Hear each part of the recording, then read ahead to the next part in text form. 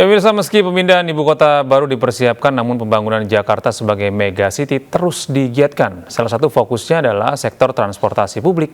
Bagaimana agar transportasi di era mega city bisa bermanfaat bagi setiap warga Jakarta? Berikut liputan tim iNews.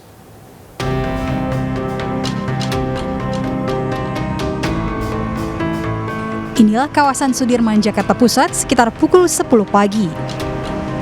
Padatnya arus kendaraan pribadi tidak sebanding dengan jumlah bus-bus Transjakarta dengan rute Blok M Kota.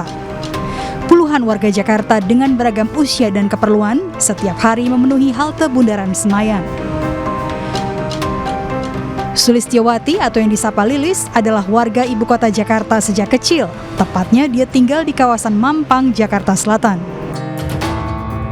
Akuntan berusia 63 tahun ini sejak 5 tahun terakhir beralih ke transportasi publik seperti Transjakarta dan MRT untuk mencapai kantor atau sekedar menemui rekan-rekannya di pusat kota Jakarta. Kemacetan yang kian menjadi-jadi di Jakarta menjadi salah satu alasan utamanya untuk beralih ke transportasi publik. Namun lift di halte Transjakarta sejak lama sekedar pajangan alias tidak berfungsi. Belum lagi halte Transjakarta dan stasiun MRT di Bundaran Senayan yang tidak terintegrasi sehingga menyulitkan perjalanan warga lansia. Sebenarnya udah lumayan ya dibandingkan misalnya 5 tahun yang lalu. 5 tahun yang lalu saya nggak berani naik public transport. Sekarang naik public transport is liberating untuk orang-orang seusia saya karena kita udah nggak tergantung supir, terus kita juga nggak bingung cari parkir. Memang masalahnya tuh yang di detailnya itu, jadi seperti lift tuh ada, tapi liftnya ada yang mati, ada yang jalan. Itu problem untuk banyak orang yang memang nggak bisa jalan, itu problem. Terus udah gitu tangganya terutama Transjakarta itu panjang dan ada juga yang tangganya yang tinggi sekali.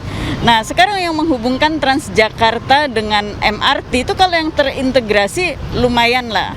Tapi kalau yang belum seperti stasiun ini itu dari sana, dari stasiun Transjakarta ke stasiun MRT-nya tuh kira-kira 500 meter. Kalau kita jalan normal masih oke, tapi kalau lansia yang pakai tongkat itu akan kesulitan.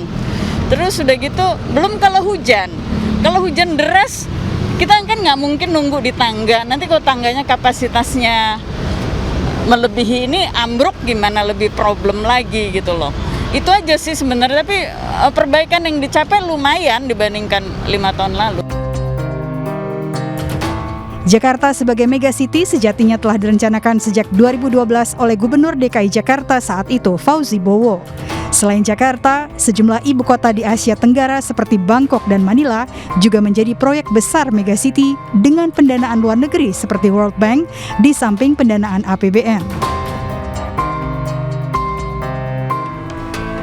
Soal transportasi Transjakarta dan MRT, Elisa menilai aksesibilitas bagi lansia seharusnya dipikirkan sejak awal supaya tidak menyulitkan warga lansia, termasuk lift yang tidak berfungsi di sejumlah halte dan stasiun yang tidak terintegrasi.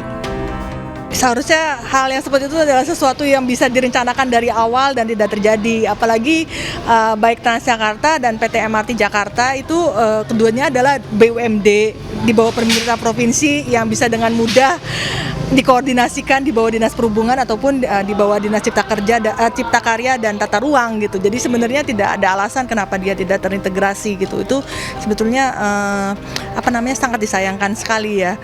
Memang 3-4 tahun belakang ini memang kampanye transportasi Jakarta kan menekankan pada integrasi.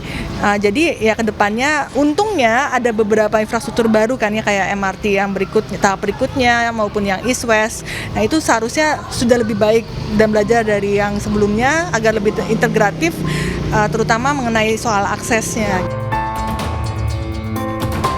Tim iNews menemui Corporate Secretary PT Transportasi Jakarta, Anang Rizkani Nur, untuk menanyakan konsep transportasi yang ramah lansia dan terintegrasi.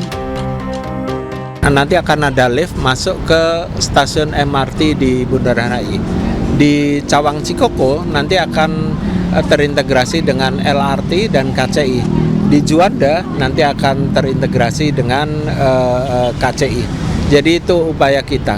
Nah, supaya ini bisa friendly atau bisa ramah terhadap lansia, maka di sini dibangunlah ada lift, ada juga eskalator yang bisa kita dimanfaatkan oleh lansia. Selain itu, ketika proses membangun, kita itu berkonsultasi dengan komunitas disabilitas juga lansia, lalu mereka juga memberikan masukan setelah kita masukan-masukan dari mereka, maka kita perbaiki sehingga mereka pun bisa memberikan atau merasakan kenyamanan di halte-halte kita. Badan Pusat Statistik memproyeksikan penduduk lansia di Jakarta meningkat setiap tahunnya. Pada 2020, jumlah lansia di Jakarta tercatat 942,8 ribu jiwa. Jumlah ini diproyeksikan naik menjadi 998,39 ribu jiwa dan menjadi 1,05 juta jiwa pada 2022. BPS menilai pemerintah perlu membuat perencanaan agar lansia di ibu kota menjadi sehat dan produktif. Dari Jakarta, tim iNews melaporkan.